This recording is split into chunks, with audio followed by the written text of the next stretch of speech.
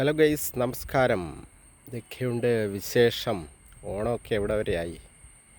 ഈ ഓണവും നമ്മുടെ പച്ചക്കറിയും ഈ ഐതിഹ്യവുമായിട്ട് ഒരു ബന്ധമുണ്ട്. നിങ്ങൾ ശ്രദ്ധിച്ചിട്ടുണ്ടോ എന്നറിയില്ല, ഞാൻ ശ്രദ്ധിച്ചു. അതായത് കഴിക്കുന്ന ആഹാര പദാർത്ഥത്തിൽ പലപ്പോഴും നമ്മൾ കഴിക്കുന്ന ആഹാര പദാർത്ഥത്തിൽ ഒരു നിർണയം വരുത്താറുണ്ട്.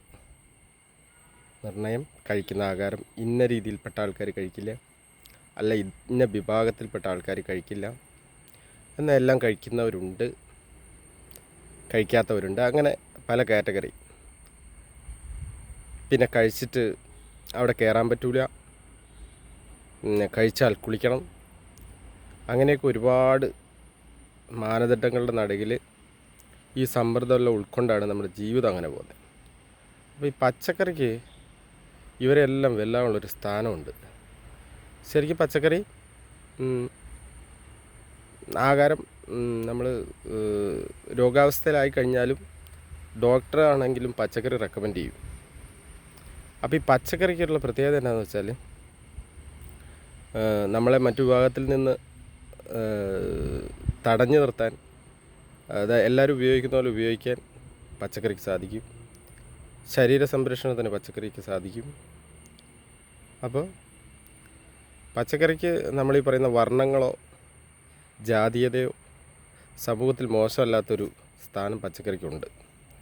അപ്പോൾ അതുമായിട്ട് ബന്ധപ്പെടുത്തി ദേശീയ ഉത്സവം എന്ന് പറഞ്ഞാൽ കാർഷിക ഉത്സവം, ദേശീയ ഉത്സവമായിട്ട് ഓണത്തെ കാണുന്നതിൽ അവിടം വരെ വളരെ കറക്റ്റാണ് ആ ഒരു സംഭവം. അപ്പോൾ ആ സമത്വത്തിൻ്റെ ഇവർ പറയുന്ന എല്ലാം ജാതിയുമില്ല, മതവുമില്ല, എള്ളോളമില്ല, പൊളിവചനം, ആ സംഭവം ഉൾക്കൊള്ളുന്ന ഏക സാധനം നമ്മളല്ല. ശരിക്കും ആഘോഷം എന്ന് പറഞ്ഞിട്ടുണ്ടെങ്കിൽ പച്ചക്കറിയാണ്, അതായത് സസ്യങ്ങളാണ് ശരിക്കും ആഘോഷത്തിൻ്റെ ഒരു തൃക്കണ്ണ് നമുക്ക് തുറന്നു തരുന്നത്.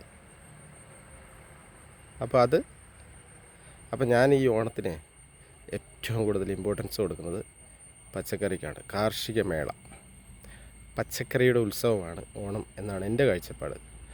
നിങ്ങളുടെ കാഴ്ചപ്പാട് നിങ്ങൾ എഴുതി അറിയിക്കണം. വിമർശനം ഉണ്ടെങ്കിലും പറയാം.